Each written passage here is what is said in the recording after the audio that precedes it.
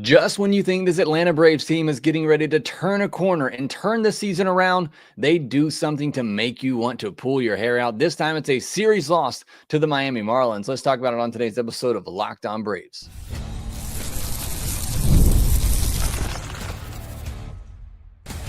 You are Locked On Braves, your daily Atlanta Braves podcast, part of the Locked On Podcast Network, your team every day. Hey, and welcome back to Locked On Braves, part of Locked On Sports Atlanta, where we cover your favorite Atlanta sports teams each and every day. I'm your host, Jake Mastriani.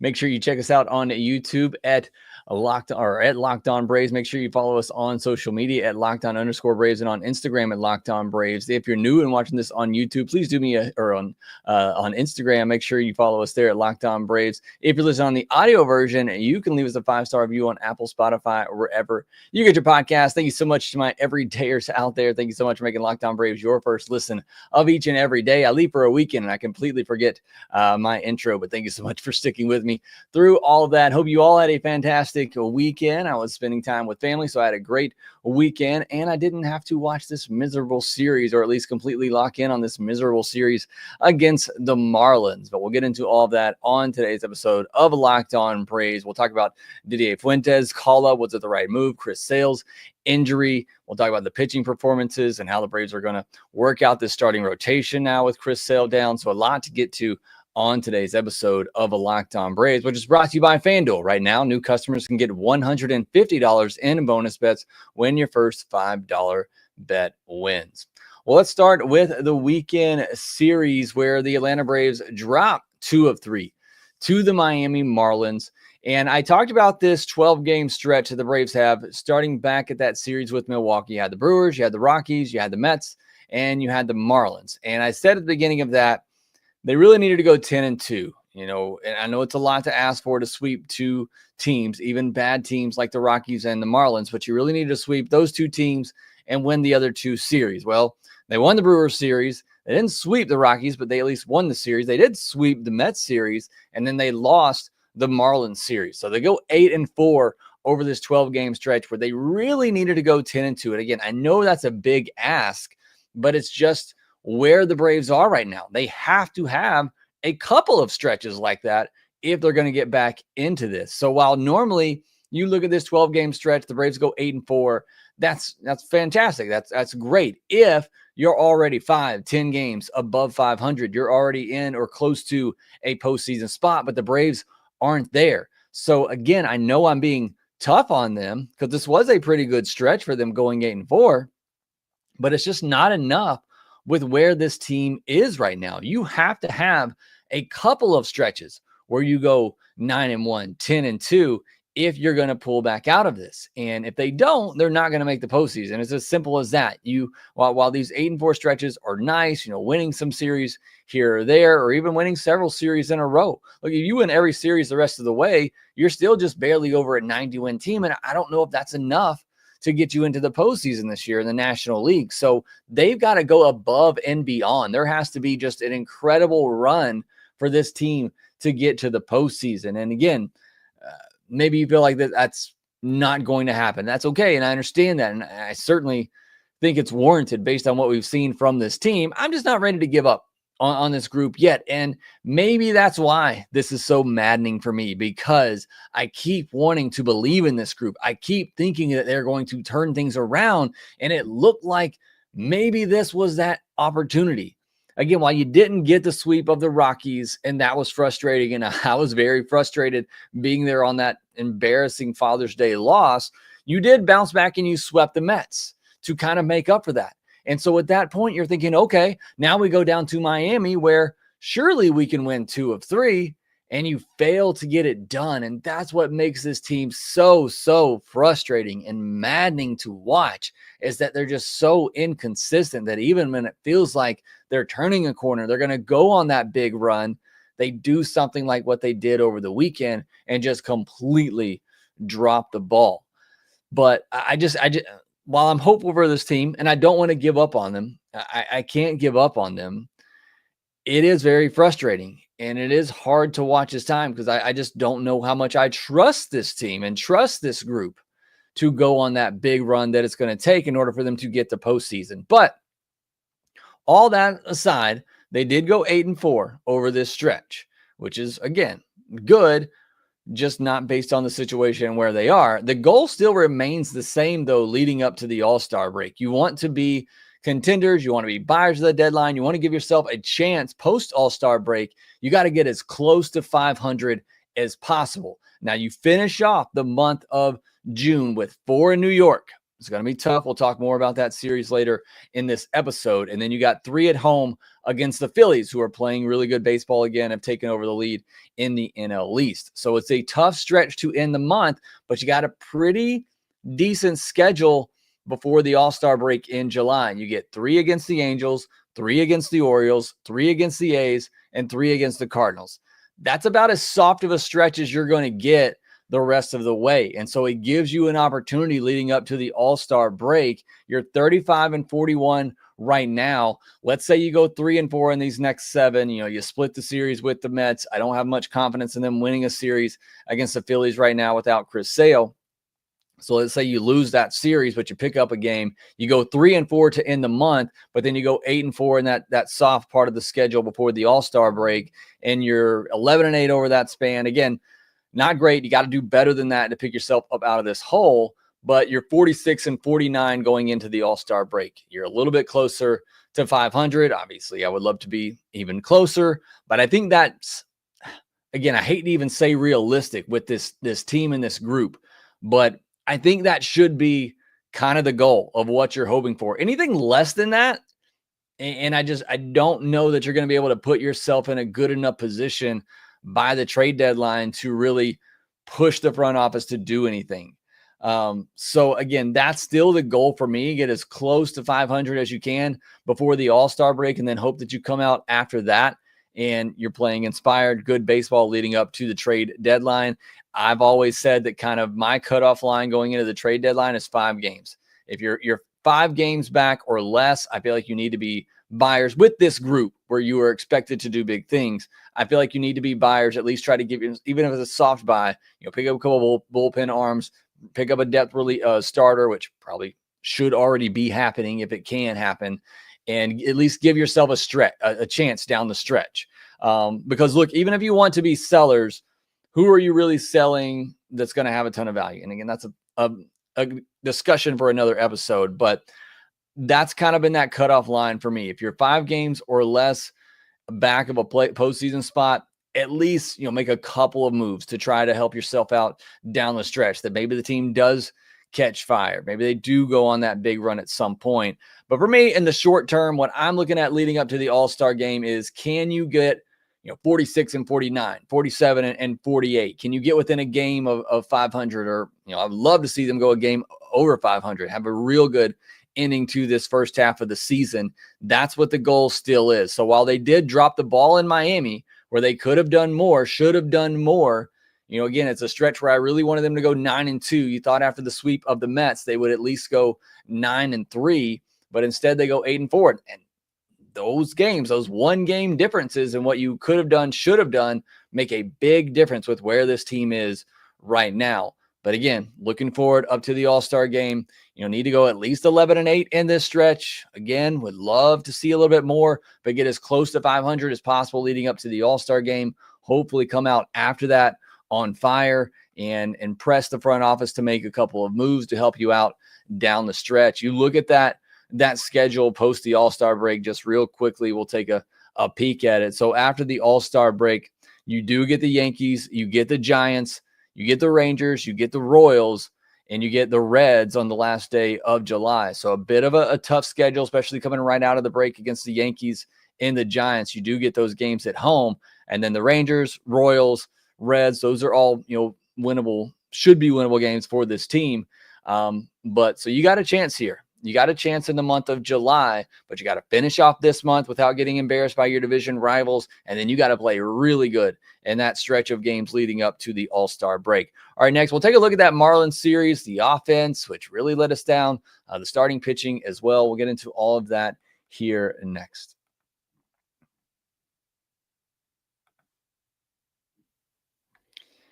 Looking for a snack that's both delicious and nutritious? Crack into a good source of protein with wonderful pistachios. Wonderful Pistachios is one of the highest protein nuts. Each 1 ounce serving has 6 grams of protein, giving you over 10% of your daily value. Plus, they're packed with fiber and better for you unsaturated fats to help keep you feeling fuller longer. Personally, I love the no-shell variety. It's the perfect grab-and-go snack. Just went on a trip with all the kids, the entire family. It was great to have some wonderful pistachios with us. Just an easy, healthy snack on the go. So that's my go-to. But if you love cracking open every shell for that satisfying crunch, the end-shell options are a classic favorite. Wonderful Pistachios is a complete protein, providing all 9 essential amino acids. Whether you're running between meetings or dropping off the kids, Wonderful Pistachios are the snack that works as hard as you do. So get snacking and get cracking with the snack that packs a protein punch. Visit wonderfulpistachios.com to learn more. Thank you so much for joining me here on today's episode of Locked On Braves. Just getting off the plane, coming back from vacation. So hope you all enjoyed the show. I know Lindsay did a fantastic job on the postcast over the weekend and last week while I was out. Looking forward to getting back doing that with him this upcoming week for the big series against the Mets. So make sure you subscribe here to Locked On Braves and Locked On Sports Atlanta, and make sure you make your second listen Locked On MLB. You'll get Lindsay over there as well, and the other guys doing MLB Game Night, and you get Sully each and every day as well. So again, thank you so much for your support here of Locked On Braves. We'll have another episode on Monday or on Tuesday morning. We're recapping everything that happened at the minor league level this past week. We'll have our mailbag episode on Friday. So we get back into the groove of things here with a normal week coming up the rest of this week. All right, getting into the weekend series. I want to start with the starting pitching because you lined it up so that you had your big guns going against the Mets, and it worked. You swept them. That's what you wanted. But you were hoping your offense would do enough to carry you through this Marlins series with your worst starters. And that's, no slight to Grant Holmes, who's been fantastic, and no slight to Bryce Elder, who's had some good starts. But you call up a 20-year-old and Didier Fuentes, and look, you listen to the podcast, you listen to my minor league segments, you listen to my top 10 prospect rankings coming into the season. You know how much I love Fuentes. I have him on my dynasty team. I picked him up real early. I love this kid, and I think he's going to be a really good one. But you start him on Friday night. 5 innings, 6 hits, 1 walk, 4 earned, 3 strikeouts, home run, 87 pitches. And look, he for the most part, he was good. 49% four-seamers, averaging 96 miles per hour, topped out at 98. 9 whiffs, 6 of them on that four-seamer and 28 swings, so a 21% four-seam or 21% whiff rate on the four-seam, which is not bad, especially when you're throwing it nearly 60% of the time. 28% CSW percentage is solid. Now, don't get me wrong in saying this. I was very excited to see Fuentes pitch on vacation and tuned in because I wanted to see what the kid could do. It feels odd when you need every win possible to rush up a 20-year-old who had 21 2/3 innings at AA, had 4 2/3 innings at AAA, and you throw him out there in a game every game right now is super important that you need to win.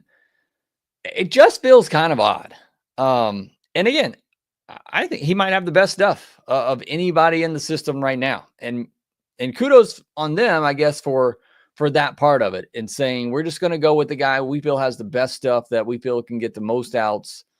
And that's what we're going to go with, no matter the age, the experience, what have you. But experience does matter. And when you are fighting and clawing for every single win, and again, Fuentes wasn't terrible. 5 innings, 4 runs against the Marlins. You should be able to overcome that. I'm just talking about the decision making in this. And again, it goes back to that Father's Day weekend where it wasn't so much that Chris Sale didn't start that finale against the Rockies. Grant Holmes threw great in that one. But it's this mindset where it almost feels like you're punting games. And again, I know that's not what they're doing, and I know that's not the message they're trying to send. But when you when you push Chris Sale, because we already won the first 2 games of the series, again, I don't want to get into all of that again. It's the mindset. It's not that Grant Holmes was bad or a bad decision against the Rockies and the offense didn't win it. It certainly was on the offense. I'm just talking about the message that it sends and the mindset that it puts your team in to say, hey, we already beat the Rockies the first 2 games in the series, so we're not going to use our ace in this one. We'll push them back for bigger games. And it worked out. They won the series, or they swept the series against the Mets. And then you kind of do it again in this one. Look, at this point, I don't think we really knew. I can't remember exactly when the sale news came out. They probably already had some idea you were going to need another starter, so they go with Fuentes. But again, to me, it's the messaging that it kind of sends when you do stuff like this. And I see Mass Booster bringing up Schwellenbach last year feel odd. No, because Schwellenbach was a college pitcher. He had been, even though I know he didn't throw a lot in the college ranks and had been out a lot, he still was a mature guy. And maybe Fuentes has that. I haven't seen enough of him to really make that judgment on him. But Schwellenbach is clearly different and was more mature and ready to handle that. But even then, I mean, this was a 20-year-old, didn't have a ton of innings in the upper levels. It felt a little bit odd. And again, it didn't matter. Again, it all comes back to the offense. And again, I'm not trying to get into that conversation, which I know Mass and others disagree with, about pushing Chris Sale. It's just the mindset you're having in these games. And look, pulling the curtain back on this, yes, you should be able to throw a Fuentes, a Holmes, and an Elder and be able to beat the Marlins with your offense. If you have the offense that we all thought this team was going to have, but you don't have that offense. You don't have an offense where you can just call up, these random pitchers to throw these innings for you, and your offense just wins you the game. This isn't that type of offense that can do that. And I think that's ultimately what the point is that this offense isn't good enough for you to just throw 20-year-olds out there that don't have hardly any experience above A ball and hope that your offense is good enough. Because it wasn't. It wasn't in that game. It wasn't in the game, on Sunday. It's just not good enough and consistent enough for that. And look, at the end of the day, Sale was injured. You're going to have to call up somebody anyway to fill that spot. And I think what it also tells you is how the Braves feel about the rest of the depth in the rotation. Waldrop, Davis Daniel, Nathan Wiles, Ian Anderson. I mean, that's your depth. And they skipped all of them for a 20-year-old who had one start at AAA, had a handful of starts at AA. And again, kudos to them, because I think Fuentes has better pure stuff than all of them. And it's probably, at least in case of Waldrop, a better strike thrower. So kudos to them for going for Fuentes, who they just probably figured had the best stuff of any of them, and not holding him back. It's just, you're asking a lot of your offense when you're doing things like that, and your bullpen, because nobody went 6 innings. And even Elder on Sunday probably shouldn't have gone back out for the 6th inning, but you're trying to stretch it. So it's just, this team's just not built that way right now. So again, nothing against Fuentes. Can't wait to see him pitch. I love him. I'm very excited about him. The move just felt kind of odd, but again, that game wasn't necessarily on him. Even 5 innings, 4 earned, you feel you should be able to overcome that against the Marlins, and they weren't able to. Grant Holmes on Saturday, 5 2/3, 5 hits, walked 5. Don't love that. No earned. 5 strikeouts, 96 pitches, 13 whiffs, all on the slider. The fastball velo was down in that one, which is something to keep an eye on with Grant Holmes as this first half kind of wraps up and as the season goes along. Is he going to tire out? Is he are you going to see that fastball velocity tick down? Maybe it's just a one start thing, we'll see, but definitely something to keep an eye on. And then on Sunday, Bryce Elder, 5 1/3, 10 hits, 1 walk, 5 earned, 4 strikeouts, and 1 home run, 92 pitches, just 5 whiffs, but did have a 28% CSW percentage, 10 ground outs, which is what you want, but 10 hard hit balls, 6 of them go for hits, and 1 of them a home run, 1 of them a triple. 5 of those had good launch angles. So just gave up a lot of hard contact with good launch angles, and had some bad batted ball luck mixed in with that, which can happen with somebody that typically is going to have the ball put in play a lot. You're going to have a little bit of luck on your side, and maybe the luck's just running out for Bryce Elder. Had that great stretch. And even again, for him, for your 5th, 6th starter, if you had taken him out after the 5th inning, which you probably should have, 5 innings, 4 earned, that should be enough to kind of be able to overcome that against the Marlins. And this team just isn't capable of doing that. You look at the bullpen over the weekend. Bummer had a rough outing on Friday, mainly just with the walks. Eno De Los Santos, Lee, and Montero were great on Saturday to close out that one without any issues. Dodd did allow an inherited runner to score after he relieved Bryce Elder on Sunday, but pitched inning and 2/3 scoreless. I think he's going to continue to get more of a key role in that bullpen. So again, you look at it on the weekend, and I mean, starting pitching wasn't stellar, especially in the case of Fuentes and Elder. Holmes, putting up a 0. That's fantastic. But even with that, again, when you go into a series against the Rockies, against the Marlins, against the Pirates, against the Nationals, you're really just, and I say this all the time, you're looking for your offense to just win you a series, no matter what happens. You're hoping in those series you can line up your third, fourth, fifth, sixth starter, seventh starter in the case of where the Braves are right now, and you're hoping that can hold serve so that your offense can win you the game. And I would say for the most part, they did that. Again, don't love sending Elder back out there for that 6th inning on Sunday, put that add-on run on there. It didn't matter because the offense didn't do anything else than that. But I still don't necessarily put this one on the pitching staff. I put it more on the offense. And you look at the offense in this series on Friday, 2 runs on 8 hits, no walks, 6 strikeouts, 2 for 10 with runners in scoring position, 3 extra base hits, 1 home run. It was a solo shot. You did see Ronald with a stolen base in that one, had a runner on third base when he swiped it. Another one of those games where they just let the starter cruise through the first part of the game. First 3 innings, no base runners. It happens far too often. There's just not enough pressure early on in the games, and they've got to do a better job of that. On Saturday, 7 runs, 10 hits, 5 walks, 8 strikeouts, 3 for 10 with runners in scoring position, so a little bit better. 3 extra base hits, including 1 home run that had 2 on, so a 3-run homer, and they scored in the 1st, 5th, 8th, and 9th innings. And that's what I always love to see. Can you do a little bit early, do a little bit in the middle, do a little bit late? That's how you put up 4 or 5 runs on the board. In this case, they put up 7, and that's more of what I want to see from this offense. But they did it in 1 of 3 games this weekend against the Marlins. You also talked about Acuna stealing a base on Friday. You saw him run through a stop sign on Saturday to score a 2-out double and a ball just down the line by Ozuna. That was great to see. So you're seeing the wills from Ronald, seeing him starting to get a little bit more aggressive on the base pass. So that's huge.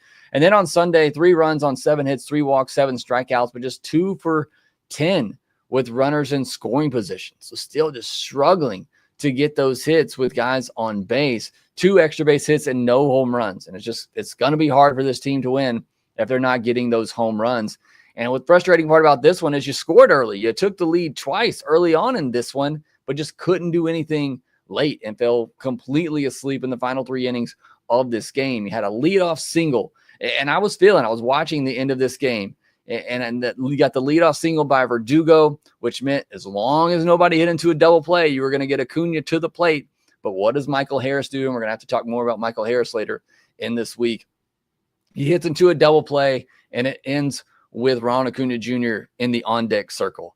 So it's just frustrating to watch this offense. I mean, they got plenty of base runners. They had at least 7 hits in all 3 games. They had 5 walks on Saturday, 3 walks with the 7 hits on Sunday, but 2 for 10 with runners in scoring position, 3 for 10 in their win, 2 for 10 on Friday. It's just not enough. And especially that game on Sunday, that was the difference in that game. The Marlins got those hits with runners in scoring position, and the Braves didn't. And it's been a constant problem for them all year long. And it's got to change for this offense to turn around. Something has to be able to change, whether it's a mentality thing. And I'm sure at this point it's become a mental thing for these Braves players. They know how poorly they're doing with runners in scoring position, and they know when they're up there in those spots, but something has to give because it is killing them in these tight games. And that was the case on Sunday. Because you look back at this series, you have the huge momentum shift of sweeping the Mets, and then you travel late that night, you go to Miami, or whatever, you lose that Friday night game with a 20-year-old rookie on the mound. Okay, flush that one, win the next 2 games. And then you come back on Saturday and you take care of business. You win that game 7-0 and you're feeling good again. And then all you got to do is just win that game on Sunday, win the series, and you're feeling great. You got that momentum back. And so again, you drop the Friday night game with a 20-year-old on the mound. Okay, so be it. You come back and win the game Saturday. All right, we're feeling good. We're going back upwards again, where we're washing out that Friday night game after the huge, series you had against the Mets. Or kind of a little bit of a letdown in that Friday game. Understand, but you bounce back. You do what you're supposed to. You win the game easy on Saturday. Now you just got to take care of business on Sunday, and they drop the ball. And that's what's so frustrating to me with this team is that you bounce back big. You got the win on Saturday. All you got to do is get that win on Sunday.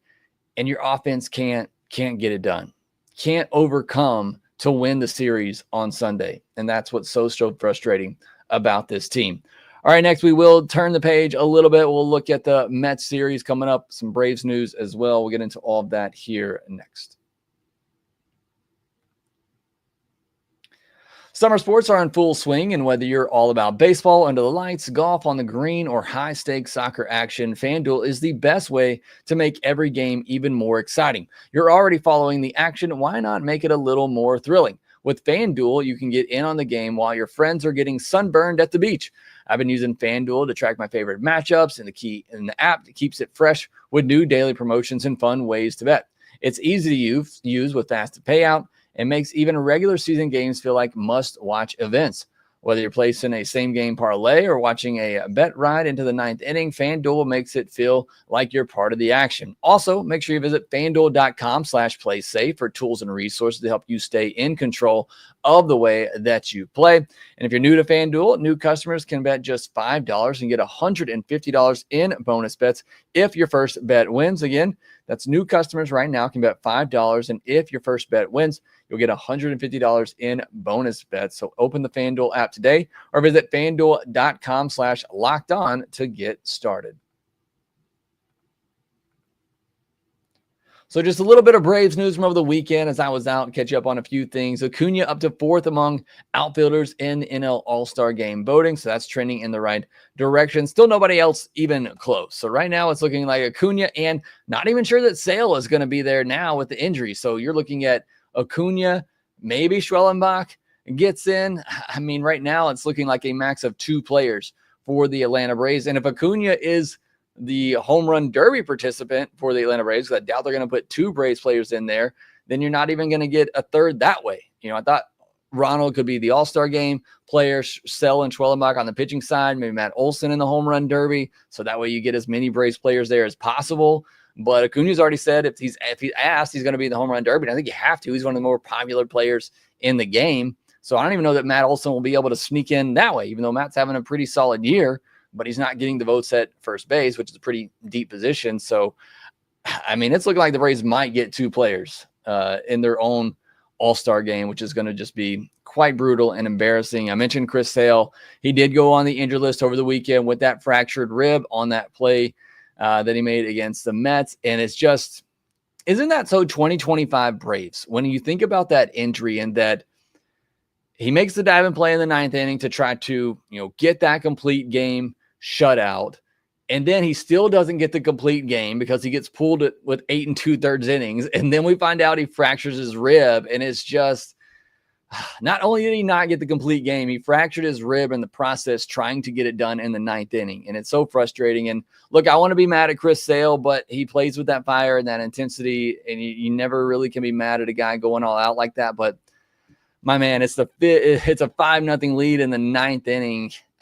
It's just, it's really tough. It's going to be it was going to be hard for the Braves anyway. I outlined everything in the first segment, what they have to do. But now you have to do all of that without the reigning NL Cy Young winner, who was looking like maybe he was going to win the Cy Young again.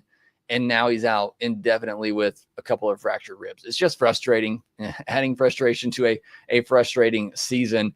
James McCann was let go by the Braves, getting an opportunity with the Diamondbacks, and Jose Ruiz accepted his minor league assignment to Gwinnett.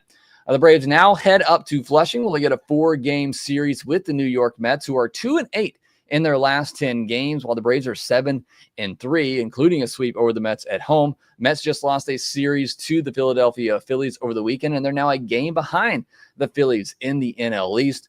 They're 27-10 at home, though, are the New York Mets. So tough customer at their home ballpark, 19-22 on the road. So actually have a losing record on the road, but they are pretty lights out at home. So going to be a tough series here for the Braves, but the pitching matchups look pretty favorable for them. Again, they kind of lined it up to get their best starters in these Mets and Phillies series. You got it done in the first time around with the Mets, but now you're without Sale in this one. But the first 2 matchups are Spencer Schwellenbach versus Paul Blackburn. That feels like it needs to be an easy must-win. We said that last time, and the Braves took a big comeback for them to get it done. I don't know if it's necessarily Schwellenbach, but to start with Paul Blackburn. And then you got Strider versus Frankie Montas, who's making his first start of the season. So you're thinking maybe he won't go that long in the game. You can get to that middle part of that Mets bullpen. That's hopefully the case. And then you get Fuentes versus Clay Holmes. That seems like a pretty tough matchup again with the rookie going against Clay Holmes, who's been good this year. And then you get our Holmes going up against Griffin Canning in what's a revenge game and somewhat for Griffin Canning, who was just immediately or somewhat immediately let go by the Atlanta Braves in the offseason. So again, you're really just hoping for a split here on the road. I talked about how well the Mets have played at home. They've been playing poor here lately, though. Maybe that continues, or maybe it's time for them to kind of turn things around.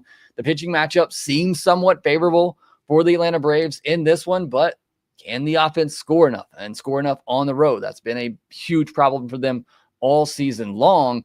But I think you look at this series, you look at where the Braves are, even with where the Mets are right now, 2-8 in their last 10. You come away with a split of the series, come back home, and try to get a series win at home against the Phillies to end out the month, and you're feeling pretty good about your chances again with that schedule you have at the beginning of July. Would love to get a series win on the road, and again with the pitching matchups, I think it's possible, but can your offense score enough? It's really going to be the question a lot of the way, the rest of the way of this season. What can this offense give you? We'll talk about more of that later in the week. We're going to get into Michael Harris and Ozzie Albies and their struggles later this week. But tomorrow's episode, we're going to dive into the minor league level, and then we'll probably touch on Michael Harris and what do you need to do with him. And then we'll have our mailbag episode later in the week as well. But that would do it. This episode of Locked On Braves. Thank you so much for all those who joined me here today. Taylor Soul in here as well. Jackson09, Ben Greedy, Mass Boost. Thank you all for joining. Clay, Todd Twilly. Appreciate you all being here live on the episode, and everybody else who's joined us here. Make sure you subscribe on YouTube if you're new. Hit the thumbs up button. Leave me a comment down below. All those things that I tried to say at the beginning of the episode but failed to do so. Make sure that you do them now, and make sure that you rate, review, and subscribe to the Locked On Braves podcast wherever you get your podcast, and we will talk to you next time.